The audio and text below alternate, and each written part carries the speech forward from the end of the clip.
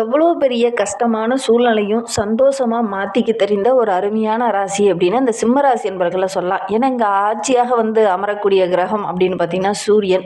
இந்த ராசியில எந்த ஒரு கிரகமுமே வந்து உச்சமோ நீச்சமோ அடையறதில்ல. அதனால தான் இந்த ராசிக்காரங்க எல்லாத்துலேயுமே ஒரு சிறந்து விளங்கக்கூடியவங்களா இருப்பாங்க.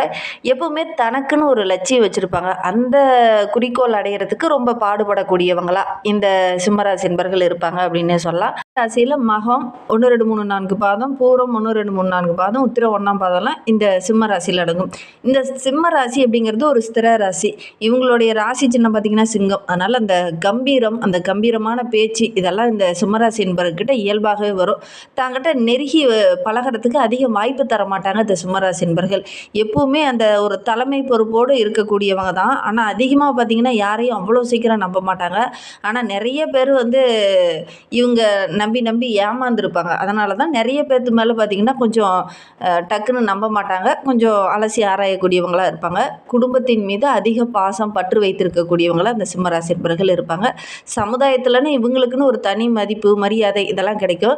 சரி, இவங்களுக்கு இந்த சனி பயிற்சிக்கு அப்புறம் இந்த 2026ஆம் ஆண்டு மார்ச் மாதம் 6ஆம் தேதி நடைபெற இருக்கக்கூடிய இந்த சனி பயிற்சி என்னென்ன தாக்கத்தை ஏற்படுத்தும், எந்தெந்த விஷயம்லாம் உங்களுக்கு சாதகமாக இருக்குது, எந்தெந்த விஷயம்லாம் உங்களுக்கு பாதகமாக இருக்குது, எந்த விஷயத்தில் அவங்க கவனமாக இருக்கணும் அப்படிங்கிறது எல்லாமே இந்த வீடியோவில் ரொம்ப விளக்கமாக சொல்லியிருக்கோம். நிச்சயமாக இந்த வீடியோ ஒரு யூஸ்ஃபுல்லான வீடியோவாக தான் உங்களுக்கு இருக்கும். அதனால் வீடியோவை கடைசி வரைக்கும் பாருங்கள். நீங்கள் இப்போ தான் ஃபஸ்ட் டைமாக நம்ம சேனலை பார்க்குறதா இருந்தால் நம்ம சேனலை சப்ஸ்கிரைப் பண்ணிவிட்டு கூடவே இருக்கிற பெல் ஐக்கானையும் கிளிக் பண்ணிக்கோங்க. அப்போ தான் நாங்கள் போடுற ஒவ்வொரு வீடியோவுமே உங்களுக்கு நோட்டிஃபிகேஷனாக வரும். நீங்கள் சிம்மராசி அன்பராக இருந்தால் மறக்காமல் நம்மளுடைய சேனலுக்கு ஒரு லைக் கொடுத்துக்கோங்க. உங்களுடைய உறவுகள் வகையில், நண்பர்கள் வகையில் யாராவது சிம்மராசி அன்பர்கள் இருக்காங்க அப்படின்னா மறக்காமல் இந்த வீடியோவை அவங்களுக்கும் ஷேர் பண்ணிவிடுங்க. சிம்மராசியில் நீங்கள் எந்த நட்சத்திரத்தில் பிறந்தீங்க அப்படிங்கிறத மறக்காமல் எங்களுடைய கமெண்ட் பாக்ஸில் தெரிவிங்க. ஜோதிட ரீதியாக எந்த சந்தேகம் இருந்தாலும் டிஸ்கிரிப்ஷனில் ஜோதிடரோட வாட்ஸ்அப் நம்பர் கொடுக்கப்பட்டிருக்கு. அந்த நம்பருக்கு கால் பண்ணி முன்பதிவு செய்துக்கோங்க. உங்களுடைய சந்தேகங்களுக்கெல்லாம் நல்ல ஒரு தீர்வு கிடைக்கும். நம்மளுடைய சிம்மராசி என்பர்கள் இந்த காலகட்டத்தில் முடிந்தால் திருநள்ளாறு தர்பணேஸ்வரரை போய் வழிபட்டுடுவாங்க. கண்டிப்பாக நல்ல மாற்றத்தை நீங்கள் வருகின்ற நாட்களில் எதிர்பார்க்கலாம். முடிந்தால் இந்த சிம்மராசி என்பர்கள் இந்த காலகட்டத்தில், இந்த சனி பேச்சு காலத்தில் நீங்கள் செய்கிறது ரொம்ப நல்லது அப்படின்னே சொல்லலாம். ஜோதிடத்தை பொறுத்த வரையிலுமே ஒவ்வொரு பயிற்சிக்கும் ஒவ்வொரு ராசிக்கும் ஒரு மிகப்பெரிய தாக்கம் இருக்குது. அந்த வகையில் பார்க்கும்போது இந்த சனி பயிற்சி அப்படிங்கிறது ஒவ்வொருவருடைய வாழ்க்கையிலுமே மிகப்பெரிய ஏற்றத்தையும் கொஞ்சம் சின்ன சின்ன இடைஞ்சல்களையும் கொடுக்கக்கூடிய ஒரு கிரக அமைப்பு தான் இந்த சனி பயிற்சி அப்படின்னே சொல்லலாம். சரி, நம்மளுடைய சிம்ம ராசி என்பவர்களுக்கு இந்த காலகட்டம் எப்படி இருக்குது? இந்த நடப்பு ஆண்டில் பார்த்திங்கன்னா மார்ச் மாதம் 6ஆம் தேதி வெள்ளிக்கிழமை சனி பயிற்சி அது நடைபெற இருக்குது. காலையில் ஒரு 8:30 மணிக்கே நடைபெற இருக்குது. தன்னுடைய சொந்த ராசியான கும்பராசியிலேருந்து பயிற்சியாகி குருவோடைய ராசியான மீன ராசிக்கு பயிற்சியாக இருக்கிறார். இந்த மீன ராசி ஒரு நீர் ராசி. இந்த நீர் ராசியில் வந்து சனி பகவான் அமரும் போது என்னென்ன மாற்றங்களை நம்மளுடைய சிம்மராசி என்பர்கள் சந்திக்க இருக்காங்க அப்படிங்கிறத தொடர்ந்து பார்க்கலாம். சிம்ம ராசிக்கு பார்த்தீங்கன்னா அஷ்டம சனியாக இந்த சனி பயிற்சியானது நடைபெறதுனால உங்களுடைய ராசிக்கு 6 மற்றும் 7ஆம் இடத்துக்கு உரியவர் சனி பகவான் தற்போது 8ஆம் இடத்துக்கு செல்ல இருக்கிறார். இந்த 8ஆம் இடம் அப்படிங்கிறது அஷ்டமஸ்தானம். அதே சமயம் பொறுப்பு, உணர்வு, அதே மாதிரி நிறைய விஷயங்களை குறிக்கக்கூடிய ஒரு இடம், நிறைய கஷ்டத்தை குறிக்கக்கூடிய ஒரு இடம் இந்த 8ஆம் இடம்.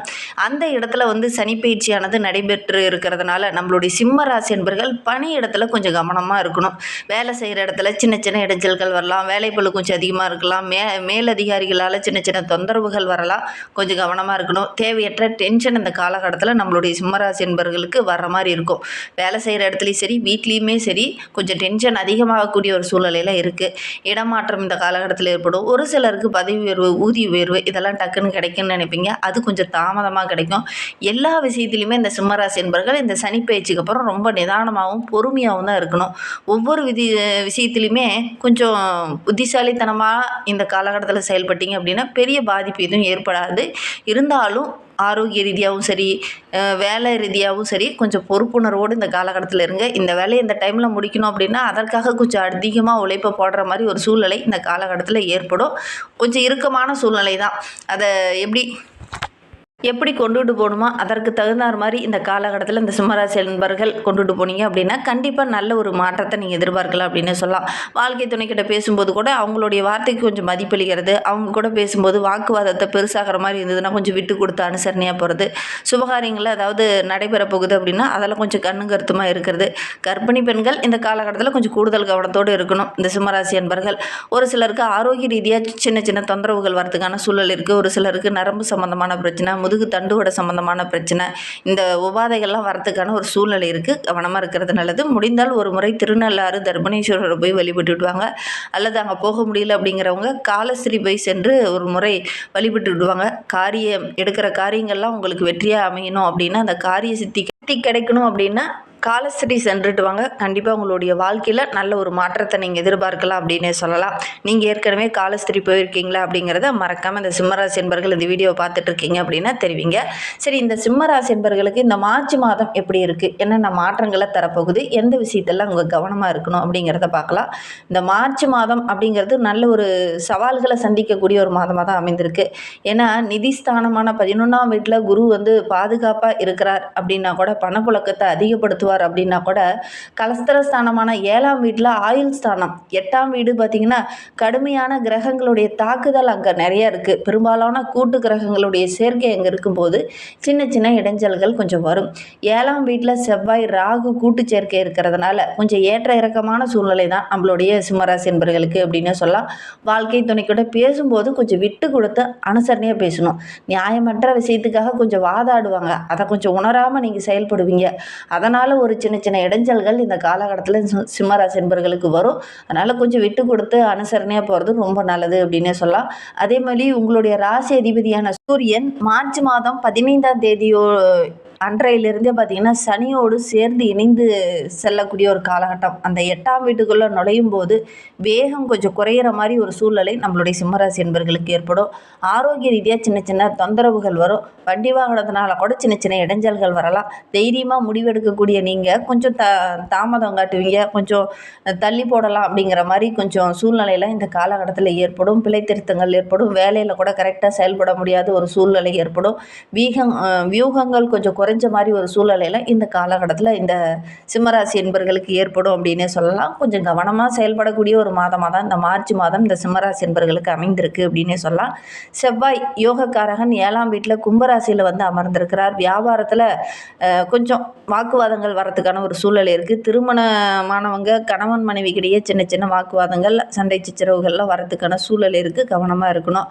அதே மாதிரி ராகு 7ஆம் வீட்டில் இருக்கிறதுனால குடும்பத்துக்குள்ளே சின்ன சின்ன குழப்பங்கள் வரலாம். வழக்கு விவகாரங்களில் இருக்கிறவங்களுக்கு கூட ஒரு சாதகமான பலனை இந்த காலகட்டத்தில் எதிர்பார்க்க முடியாது.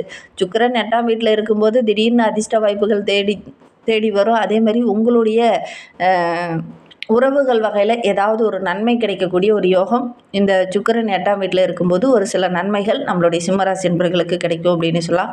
உங்களுடைய ராசி அதிபதியுமான சூரியன் 8ஆம் வீட்டுக்கு வரும்போது ஈகோ பிரச்சனை வரும், கருத்து மோதல்கள் வரும், ஆரோக்கிய ரீதியாக சின்ன சின்ன பிரச்சனைகள் வரும். கவனமாக இருக்கணும் இந்த சிம்மராசி என்பர்கள் அப்படின்னு சொல்லலாம். குரு பகவான் 11ஆம் வீட்டில் இருக்கிறார். நிதி நிலைமை ரொம்ப சிறப்பாக இருக்கும். உங்களுடைய நெட்வொர்க்கிங் பெருசாகிறதுக்கான வாய்ப்புகளும் சந்தர்ப்பங்களும் குரு பகவான் உங்களுக்கு கொடுப்பார்.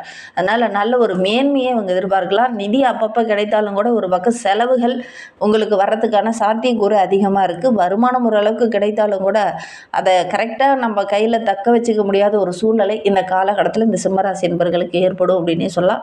கூட்டு வணிகம் செய்கிறவங்க கூட்டாளர்களால் ஏதாவது சின்ன சின்ன தொந்தரவுகள் வரலாம். இந்த காலகட்டத்தில் கொஞ்சம் அனுசரணையாக போகிறது நல்லது. ஏன்னா செவ்வாய் ராகு கூட்டு சேர்க்கை இருக்கிறதுனால புதிய தொழில் தொடங்கலாமா அப்படிங்கிற மாதிரி ஒரு எண்ணம்லாம் வரும். ஆனால் எதிராளிகள் இந்த காலகட்டத்தில் சின்ன சின்ன இடைஞ்சல்களை கொடுப்பாங்க. கொஞ்சம் கவனமாக இருக்கணும். பார்ட்னரால் கூட ஒரு சில இடத்துல சின்ன சின்ன சண்டை சச்சரவுகள், தேவையில்லாத பிரச்சனைகள்லாம் வரதுக்கான ஒரு சூழ்நிலை இருக்குது அப்படின்னே சொல்லலாம். புதுசாக எதுலையாவது ஒப்பந்தம் போடலாம் அப்படின்னு ஒரு சிலர்லாம் முயற்சிப்பீங்க. அதெல்லாம் கூட சின்ன சின்ன தடைகள் வரதுக்கான ஒரு சூழ்நிலையில் இருக்குது. இந்த காலகட்டத்தில் ஒப்பந்தத்தெல்லாம் கொஞ்சம் தள்ளி போகிறது கூட நல்லது அப்படின்னே சொல்லலாம். அலுவலக வேலைகளை கரெக்டாக செய்யுங்க. இல்லை அப்படின்னா தேவையில்லாத குழப்பங்கள்லாம் இந்த காலகட்டத்தில் வரும். கொஞ்சம் கவனமாக இருக்கிறது நல்லது அப்படின்னே சொல்லலாம். நிதி சம்மந்தமாக எடுத்துக்கிட்டிங்கன்னா இந்த காலகட்டத்தில் மேலோட்டமாக பார்க்கும்போது நல்ல ஒரு சிறப்பாக இருக்குது அப்படின்னே சொல்லலாம். ஏன்னா குரு பகவான் உங்களுக்கு சாதகமாக இருக்கிறார். அதனால் நல்ல வருமானம் கிடைக்கும். அதோட கூட சுக்கிரனும் உங்களுக்கு சாதகமாக இருக்கிறதுனால அதிர்ஷ்ட வாய்ப்புகள் உங்களுக்கு தேடி வரும். உறவுகளால் சின்ன சின்ன இடைஞ்சல்கள் இந்த காலகட்டத்தில் வர்றதுக்கான ஒரு சூழ்நிலை இருக்குது. ஒரு சக்தி வாய்ந்த விபரீத ராஜயோகம் உங்களுக்கு கிடைக்க போது, அதன் மூலிமா ஒரு சில வருமானங்களும் கிடைக்கக்கூடிய யோகம் நம்மளுடைய சிம்மராசி என்பர்களுக்கு அமையும். ஒரு சிலருக்கு பார்த்திங்கன்னா பரம்பரை சொத்துக்கள் மூலியமாக ஏதாவது வருமானம் கிடைக்கும். ஒரு சிலருக்கு ஏற்கனவே பணம் வாங்கியிருப்பாங்க, அந்த பணம் திருப்பி கிடைக்கக்கூடிய யோகம் இருக்குது. ஒரு சிலர்லாம் இன்சூரன்ஸ் போட்டிருப்பீங்க, அந்த முதிர்வு தேதி முடிஞ்சு அந்த பணம் ரிட்டர்ன் கிடைக்கக்கூடிய யோகமெல்லாம் இந்த சிம்மராசி என்பர்களுக்கு இந்த காலகட்டத்தில் அமையும் அப்படின்னு சொல்ல. வாழ்க்கை இன்னும் சிறப்பாகவும் மகிழ்ச்சிகரமாகவும் இருக்கணும் அப்படின்னா உங்களுடைய ராசி அதிபதியான சூரியன் 8ஆம் வீட்டில் இருக்கிறதுனால தினமுமே சூரிய உதயத்திற்கு முன்பாக எந்திரிச்சு இந்த சூரிய பகவானை வழிபட்டுட்டு அன்றாட வேலைகளை தொடங்குங்க. கண்டிப்பாக நல்ல ஒரு மாற்றத்தை எதிர்பார்க்கலாம். அப்படி வணங்கும் போது கூட சூரிய பகவானுக்கு உரிய மந்திரமான ஓம் சூர்யாய நமக அப்படிங்கிற அந்த மந்திரத்தை ஒரு நாளைக்கு 108 முறை சொல்லி பாருங்கள் அல்லது எழுதி பாருங்கள். நல்ல மாற்றத்தை நீங்கள் எதிர்பார்க்கலாம். நம்பிக்கையோடு இதை செஞ்சு பாருங்கள். இந்த மாதிரி பயனுள்ள தகவலை தொடர்ந்து கேட்கணும் அப்படின்னு நினச்சிங்கன்னா நம்ம சேனலை சப்ஸ்கிரைப் பண்ணிக்கோங்க. கூடவே இருக்கிற பெல் ஐக்கானையும் கிளிக் பண்ணிக்கோங்க. அப்போ தான் நாங்கள் போடுற வீடியோ உங்களுக்கு நோட்டிஃபிகேஷன்